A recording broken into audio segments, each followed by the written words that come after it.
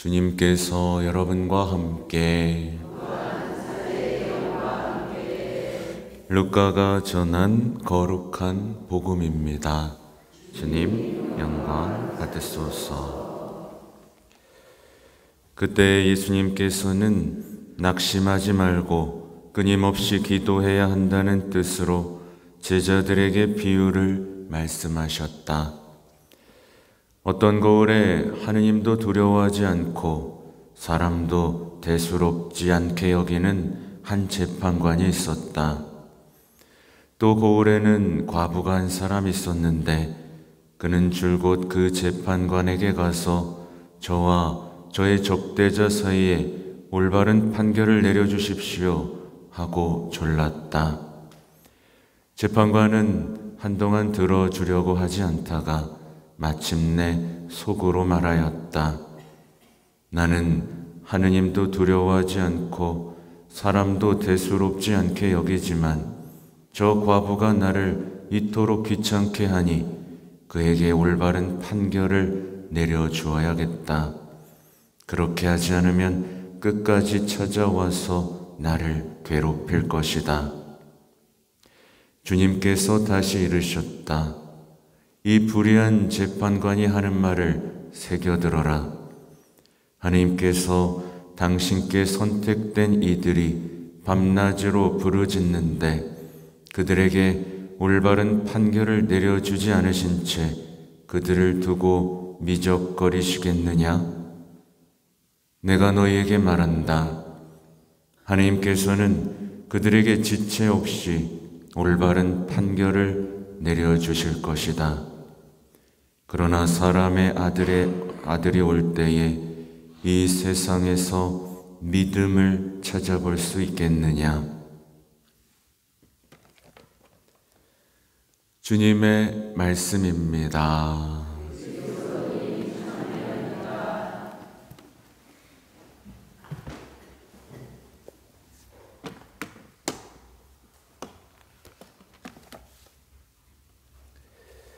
참미 예수님, 오늘 복음에는 묵상거리가 넘쳐나죠. 네. 낙심하지 않는 삶은 무엇일까? 희망이란 정말 뭘까? 또 끊임없는 기도, 나는 정말 믿음으로 이 끊임없는 기도를 하고 있나? 지체 없이 올바른 판결을 내려주는 그 하느님을 체험하고 있는가? 네. 이런 분들이 사라져가고 있죠. 사실은. 그렇죠. 그리고 되게 인상적인 장면들도 나오죠. 하느님도 두려워하지 않고 사람도 대수롭게 여기지 않는 하나의 권력가의 이야기가 나오고 있습니다. 아무튼 오늘의 이야기 좀 기도에 집중을 해봤는데요. 기도에 대해서 얘기하려면 끝도 없죠. 근데 이제 끊임없는 기도를 통해 우리에게 무슨 일이 벌어질까를 생각해 볼 수 있습니다. 여러분 끊임없이 기도합니까? 무슨 일이 벌어졌죠? 아무 일도 안 벌어지나요? 그래도 여기 오시는 분들은 그래도 기도는 하는 분들일 거예요. 근데 대부분의 그리스도인들의 삶에는 기도가 끊어져 있죠. 끊어져 있습니다. 사실 기도가 끊어진 이유는 되게 단순합니다. 믿음의 등불이 꺼진 거죠. 그렇죠?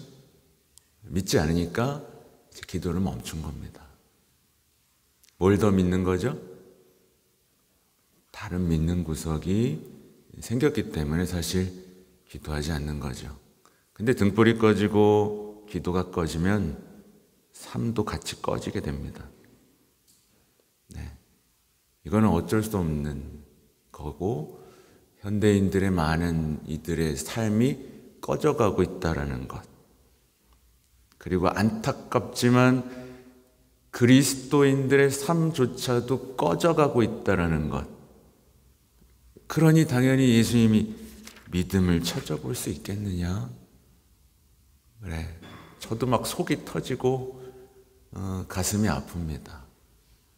왜 신앙인들이 이 믿음으로 얻을 수 있는 이 좋은 것들을 얻지 못하고 살아갈까? 참 가슴 아픈 일이죠. 기도를 통해서 우리가 얻을 수 있는 것 너무 많지만 오늘 집중해 볼 건 우선 마음입니다. 병들고 고통스러운 마음이 있다면 이게 기도를 통해 뭘로 바뀌죠? 희망하는 마음으로 치유가 됩니다. 치유가 돼요. 이 치유 체험해야 됩니다. 그죠? 유혹이 뭔지를 알아볼 수 있게 되고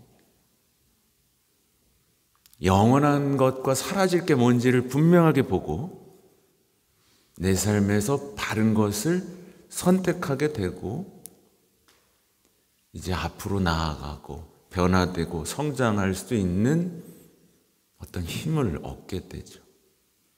특히 성령 하느님을 체험하면서 놀랍게도 변하게 됩니다. 기도는 날마다 이제 구체적인 행동을 통해서 희망의 씨앗을 뿌리는 사람이 되게 합니다. 이게 되게 중요한 얘기입니다. 사실 대부분의 신앙인들과 현대인들이 빠져 있는 게 뭐죠? 낙심이에요. 낙심입니다. 해봐야 소용없고 열심히 해봐야 험으로 끝날 것이라는 어떤 그 절망감이죠. 근데 기도하는 사람은 내가 뭘 해야 될지 알고 구체적으로 행동을 하나씩 해 나갑니다. 그리고 희망의 씨앗을 뿌리죠. 저는 요즘에 이제 교황님을 보면서 어떤 생각을 하냐면 막말로 시쳇말로 노인입니다. 다리 절뚝절뚝거리는 이제 남은 생애가 얼마 남지 않은 노인이에요. 그죠? 여러분 중에 교황님보다 나이 많은 사람 있습니까?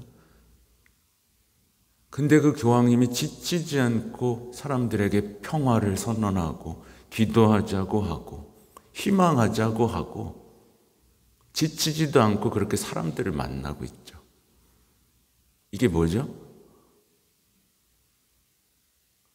그 노인이, 절뚝거리는 노인이, 어떻게 보면 쓸모없어 보이는 노인이 한 걸음 한 걸음 하는 거에 여러분의 마음이 움직이지 않습니까?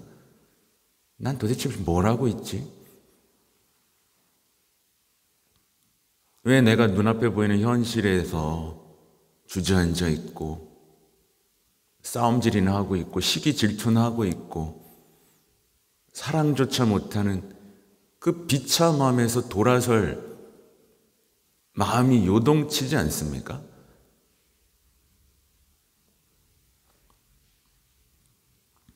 기도하는 사람은 무관심, 상처, 낙심 속에 있던 사람을 희망의 건설자가 되게 합니다.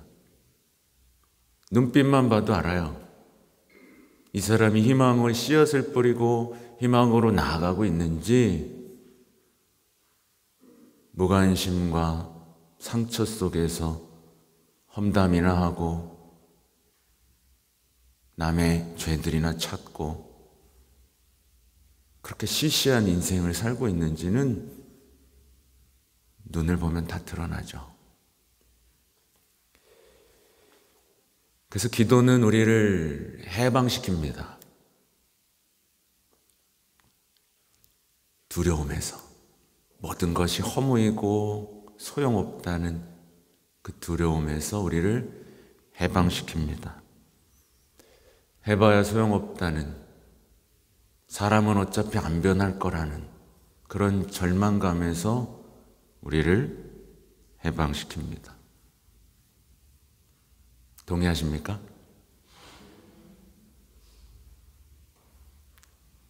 기도하고 싶죠? 네, 되게 어려울 겁니다.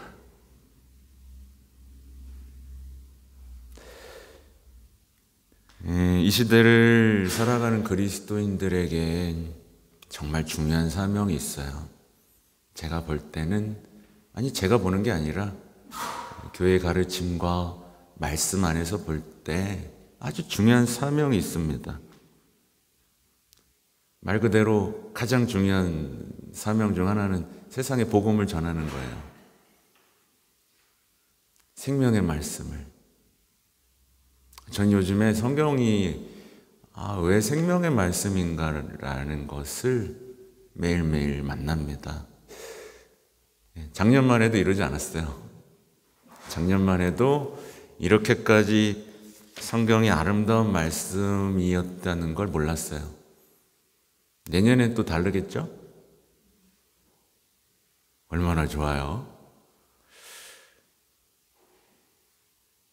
결국 사람들이 죽어가는 건 생명의 말씀을 잃어버렸기 때문이고, 나를 만드신 분을 잊었기 때문이고, 굳이 말씀 없이, 하느님 없이 내 삶을 바꾸려고 굳이, 참 이상해요. 굳이 하느님만 안 된대.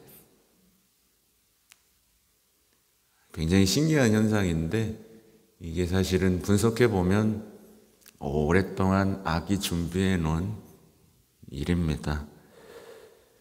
아무튼 많은 신앙인들이 어떻게 기도해야 될지를 몰라요. 그래서 제가 성모일탈에 갔다 오면서도 기도에 대한 교리교육, 기도에 대한 책이 엄청나게 많습니다. 근데 좋은 책은 드물어요, 내가 보니까. 근데 이제 교황님이 몇 가지를 지적해 주신 거를 몇 가지만 소개하면 이런 얘기를 하세요. 야, 오늘 이것도 하고 이 기도도 해야 돼. 안 그러면 큰일 나. 지옥 가. 이 엉터리라고 말씀하세요. 또 청할 때 자꾸 거꾸로 청한다고 지적하세요. 먼저 하느님의 나라를 청하라. 그럼 모든 걸 곁들여 받는다 했는데 사람들은 다 그냥 자기 눈앞에 보이는 이득만 청합니다. 그리고 하느님 나라는 완전히 삶에서 잊어버리는 거죠. 네, 오늘 좀 미사 시작하면서 약간 허무했던 게 수험생이 계속 올라와 있다가 이제 텅 비어 있어. 뭐 감사도 없어. 텅 비어 있어요. 먼저 하느님 나라를 청하는 겁니다. 네. 그럼 나머지 모두 따라오는데 이 기도를 배우고도 자꾸 까먹는 거죠. 또 기도는 이렇게 말씀하세요. 마치 전화기 이쪽 끝에서 저쪽 끝으로 전하는 게 아니다. 기도한다는 거 하나님이 우리가 하나님 안에 있고 우리가 그분 안에 있다는 걸 아는 것이다. 그리고 제발 앵무새처럼 기도하지 마세요 라고, 자녀로서 기도하세요 라고 합니다. 이 말이 어렵나 봐요. 제가 참 아무튼 그렇습니다. 기도는요, 그래서 제가 적어봤습니다. 기도는 불가능한 것을 가능하게 합니다. 근데 이게 사람들은 이미 눈에 보이는 것들에 취했기 때문에 불가능한 것을 가능하게 한다라고 하면 불가능한 합격을 가능하게 한다. 요거의 수준에서 더 나아가지 못해요. 근데 기도는 이와 같은 신앙이 사라지는 시대에 신앙을 가능하게 합니다. 주님과의 사랑을 가능하게 합니다. 사람들은 그러죠. 보이지 않는 주님하고 무슨 사랑을 하고 무슨 대화를 하고, 기도가 가능하게 하는 거예요. 그뿐만이 아니죠. 모든 상황에서 지혜로운 대처를 가능하게 합니다. 지혜.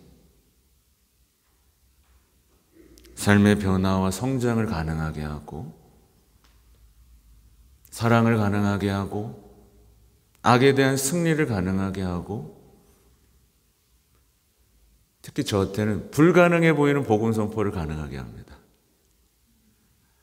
전 사실 불가능해 보여요, 요즘에는. 야, 이렇게까지 했는데 안 된다고? 야, 이렇게까지 했는데 쌈박질이나 하고 있다고? 이렇게 교회 안에서 시기 질투, 온갖 음해, 고자질, 고발, 야, 이게 무슨 소용이 있나라는 생각이 들어요.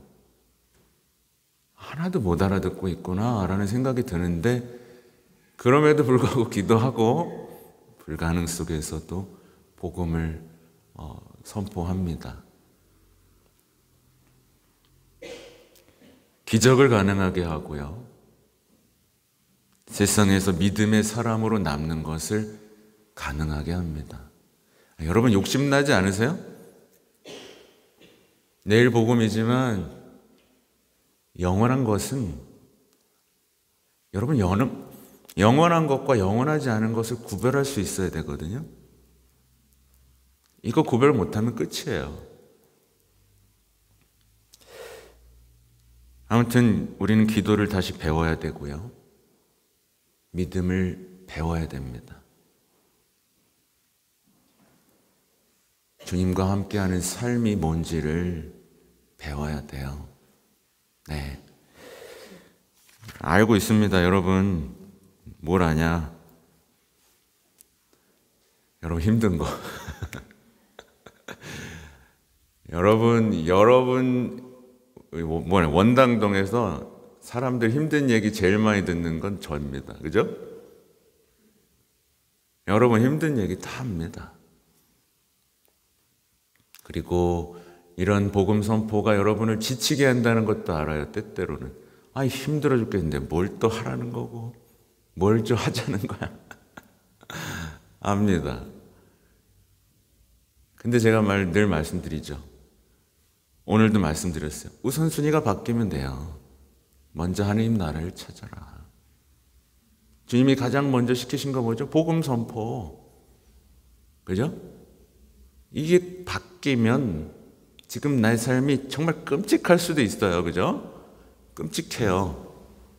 네, 회개하지 않는, 정말 나를 들볶는 배우자에서부터 권태기에 빠진 자녀, 네, 옛날부터 늙을 때까지 나를 괴롭히는 부모, 성당에 왔더니 네, 싫은 행동만 하고 상처 주는 신자들, 그죠?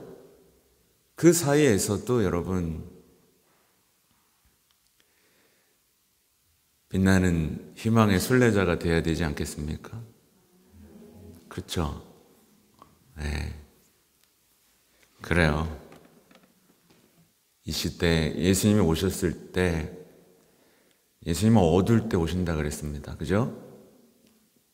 다 하나님을 믿지 않고 자기 자신만을 위해 살고 다 완전히 전쟁 같은 삶 속에서 믿음의 등불을 켜놓고 있는 사람. 제가 이렇게 찾고 있는데 예수님은 얼마나 찾고 계실까요? 네, 어디 없습니까? 원당동에서 못 찾겠네 이거.